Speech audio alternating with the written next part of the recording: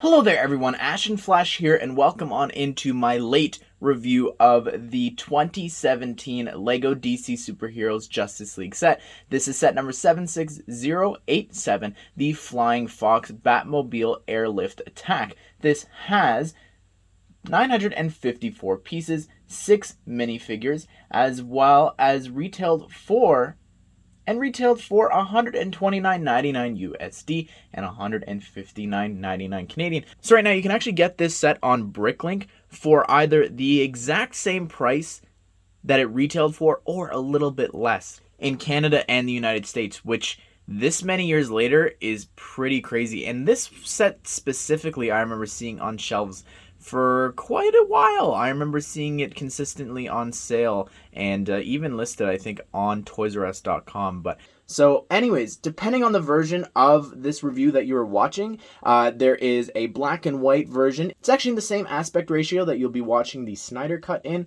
And there's also a color version and a regular aspect ratio version if you are like uncomfortable or you don't like looking at that version of the review. Anyways, everyone, without further ado, let's go ahead and let's take a closer look at this set. So here is the Flying Fox, and I think that it's grown on me. I did try to dismantle it, and I pulled her out of a few mothballs, but it was still fine. I think that it's an interesting looking set. I would have preferred a play set, of course, but I don't really know what they could have done for Justice League, but I still like this set. I think that it's an interesting play feature, which we'll get to, and the aesthetic of it is definitely unique. I don't think we've ever gotten a Batman dropship in any other set before, so can't really complain there. But I think that it is a little expensive, and this thing is really huge, but there's a lot of nice stickers in this set.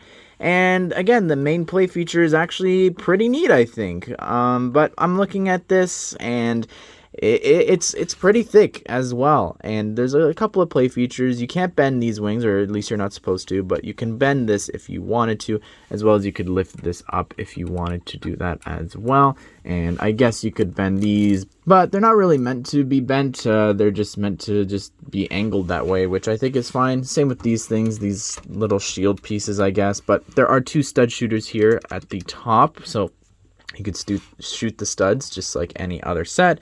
And you could see here that on the front of the Flying Fox, there is a giant Batman symbol there, and there's a nice sticker there, which looks it looks in line with the one up here, which looks pretty cool. Besides that, though, there's just one other sticker here on the other side as well, which says Wayne Technology, which is cool. But I mean, if you're flying this around, I think it's going to be pretty obvious when you're labeling your stuff under Wayne Tech that you're Batman. But other than that, there's no other stickers here on the outside. There's a couple on the inside, which we'll take a closer look at. But I like the pieces here. The Nexo shields, those look pretty cool in black. They just add to the set, and the little vents here look pretty interesting, and here as well. I don't know, I think that this is pretty cool, but let me show you the main play feature. And if you look here, there's actually this, you can see inside, there's the Batmobile. So what you do here is you actually drop this little hinge here, and then you can actually drop this, and you'll notice that it hits right at the bumper there of the car, so it's holding it in like that.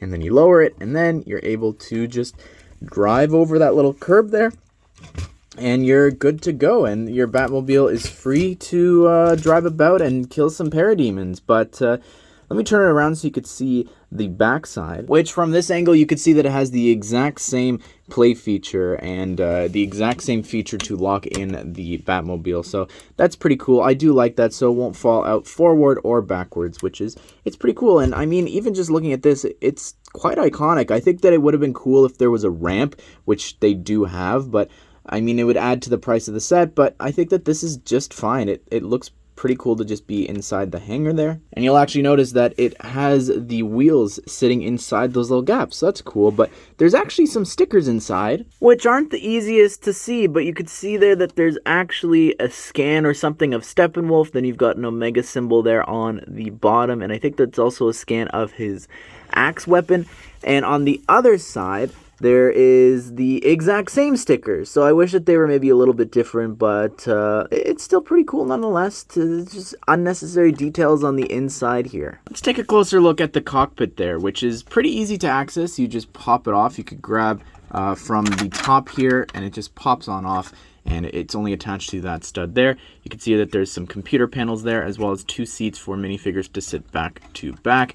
And on the other side, I think that it is the exact same sticker panel, which I think is a bit of a shame. I wish that it maybe was something a little bit different. Here is the Batmobile, and I remember the very first time that we saw Ben Affleck's Batman, it was with this Batmobile. Well, maybe not this exact one, since technically there was the BVS version, but it's really cool. There's quite a lot of stickers. You've got a symbol, bat symbol there, and then you've also got on the sides these little thrusters, and same here on this side. And I really like the way that they designed it as well, using the Nexonite shield pieces there, and the way that these pieces actually bend up to make that design is just so smart. You've also got these little flaps here on the side, which I think are meant to be permanently posed. Same here on the front, but it's really cool. You've also got some guns there on the side, and you've also got this huge mounted cannon there, which is different than the other Batmobile. And it's got a stud shooter there, and 2 on the front there as well. And this part, and this actually does pop off the side to get access to the inside, and that attaches right there on these pieces. Now, what's interesting about this is when he does have the top part of the Batmobile ripped open from the Parademons, he's sitting on this side of the Batmobile. But here he's forced to sit in the center, which just, to me, looks kind of bad, but it's fine. Like, I don't really know how else you would do it, but this is what looks worse to me. When you lift up this canopy piece here that was designed for the Batmobiles, I believe, it looks so silly. So I thought I would just show you that. And yeah, sometimes you saw there that it actually does lift up those 1x3 modified pieces.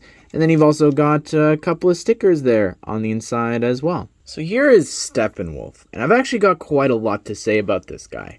And I think that it's important to note, even when you're just looking at this set in general, or any of the other Justice League review sets that you could check out at the end, my thing with this is everyone's asking for Snyder Cut sets, and Lego sets are actually designed off of concept art. So this was technically originally based off of Zack Snyder's original concepts. Same with any other issues that you may have with the sets. They were also approved by DC and Warner Brothers for official products. And so, yeah, I just figured that I would mention that they were fine with the color choices that Lego used here.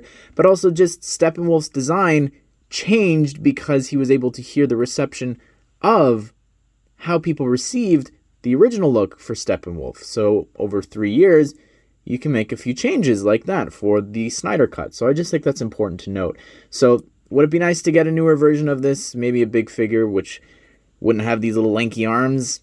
Yeah, it for sure would. But I think that's important to keep in mind when just thinking about any of these sets. Technically, all 3 of them are Snyder Cut sets, but anyways, nonetheless, I think that the functionality and idea behind this is quite interesting. So in one hand, you actually have a hand that allows him to hold on to his huge axe, which I think the build for that is quite cool. You've got a couple of unique pieces here, which I like. So it's really easy to just attach into his hand, and I quite like that. Now, the fingers, there's not much you could do. This is very similar to the style that they created for Groot, which I'm not too big a fan of, but there's a lot of ball joints here. You could see he's using all these mixel joint pieces, and what I do like is this huge torso piece. That is actually one giant piece, which looks really cool. You've got some studs there to attach stuff on the sides, which maybe you should have a more spike, or a few more spikes or 2 around here. You've got a lot of showing studs, so not too big a fan of that. And I'm not sure where all the black and the red and the white came from, but I think that the head actually looks really cool. I think that it's a really cool looking piece here that they've designed exclusively for Steppenwolf, and the head is able to rotate all the way around, and I think that's something that I'm excited to see them using for big figures reportedly in more sets. So pretty excited about that. Here, though, with this hand, it's built differently, and you'll notice that there is a stud showing, and that is for a functionality. And that's actually to be able to grab a mother box, which is included in this set, which I actually really like the design of this mother box. This is meant to be the Amazonian one, so I really love the design there on this printed 2x2 tile, and I like the idea that he can hold it in that hand while holding an axe in another. So I think that overall, it's an interesting build. I'm glad that we don't really have figures like this too much anymore, but I think that the functionality of him having his axe in one hand and a mother box in the other is quite cool. Let's start with Batman here, and this is the tactical suit, which means that this is the one with the goggles, and I think that his mask probably should have been a brand new piece, but they did actually introduce a lot throughout the entire line, so I can't really complain too much about that, but I feel like if this short cowl did come with goggles, it could be used in other suits, so why not, right? But I do like the design regardless. I think that it looks pretty interesting. We don't really have too many Batman heads with shiny silver head, as we don't really have too many other Batman heads with shiny silver eyes, as well as the face there. It is a bit of a different expression for Batman, and I really like that. It's a really cool looking design of a suit, and on the back he's got this angry expression, which you could see how that looks with the silver goggles, and then flipping this up you could see the back printing there, which is really cool. I do like the design of the tactical suit here. I'm really a fan of this. Here is Superman, and this, depending on the version you're looking at, is either really accurate to the Snyder Cut or not accurate, but it looks really cool nonetheless. I think that they didn't really need to do anything. I mean, the torso is from the Batman vs. Superman sets, which is fine, but it is a downgrade because he doesn't have any boots, which is really disappointing to me. But I really don't like these fabric pieces as well. Look how weird that looks. It just doesn't really work. And the face, what are you smiling for, man? The world's getting invaded, and the dark side and what are you doing?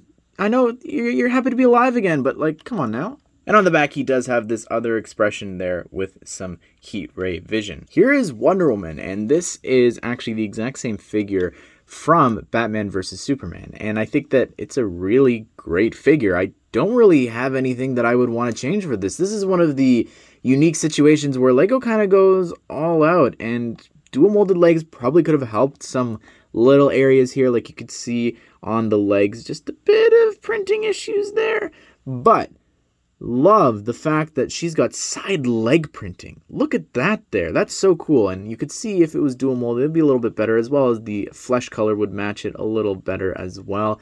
But it is still really, really, really cool nonetheless. It is like side leg printing. It's not very common. As well as the torso, really great looking, really incredibly detailed. I love the side arm printing. Like, look how much they went out on this figure. Really cool. Hair color, I would say it's accurate. I'd say she has dark brown hair, but hey, to each their own.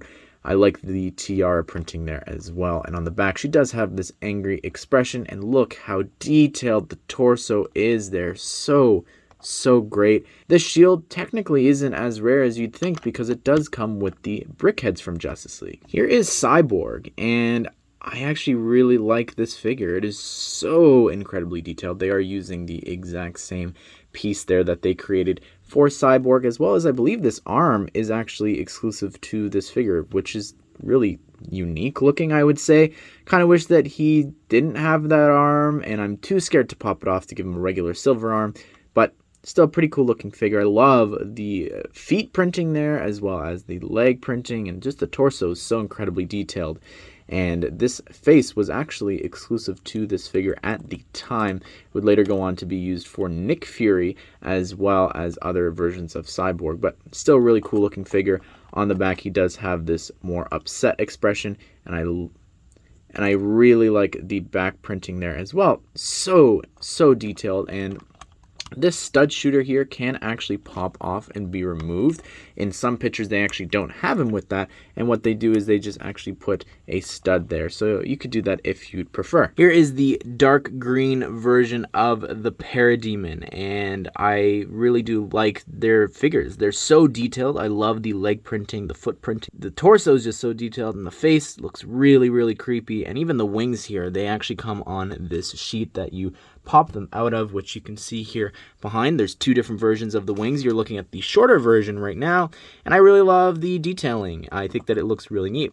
On the back, don't know how I feel about them using a 1x2 tile to hold it onto these neck pieces, but it's fine. They do come with a black stud shooter, forgot to mention that before, but the back head printing looks cool. And let me show you the second wing version. So there's a better look at it there. It's really detailed. It's a longer version. You could see in comparison how much longer it actually is. And taking it off, you can get a better look there. And here is the yellow Parademon, and depending on the version, you really can't tell that, and there is quite a difference between the two. You could actually see that one has an angry expression with teeth, and the other one here does not, which we'll take a closer look at in a second. But I really like this figure. It's pretty detailed, just like the other one, and it's so cool to be getting all this detail.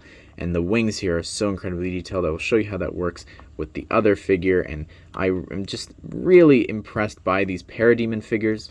And taking the wings off, you could see that it's pretty detailed. You look at the bones, I never even noticed that's a spine sticking out there. Really detailed looking figure. Really like the Parademon. Well, there you have it, everyone. That is my review of the LEGO Justice League Flying Fox Batmobile Airlift Attack. I think that it's really expensive, and honestly, if you wanted to get these figures, I'd say go for it, because this set isn't actually that bad. It's just a little expensive, but at the end of the day, you're getting the iconic Batmobile. You're getting some really great figures, the main villain of the movie, which I'm sure you could modify yourself into a better version if you really wanted to. And I think that just the actual main vehicle is actually quite unique to any other Bat vehicle that we've gotten before, so can't really fault it there. But anyways, everyone, what do you think of this set? I want to hear your thoughts down below in the comment section. If you like the set, if you don't, or if you saw the Snyder Cut, what do you think about it? And I actually have a review also of the video if you want to check it out. It is a live stream. And check out the playlist linked at the end here of all the other sets that I've reviewed from the Justice League theme. But I hope you guys did enjoy this video, and I hope you all have a great day. I will see you all in the next one.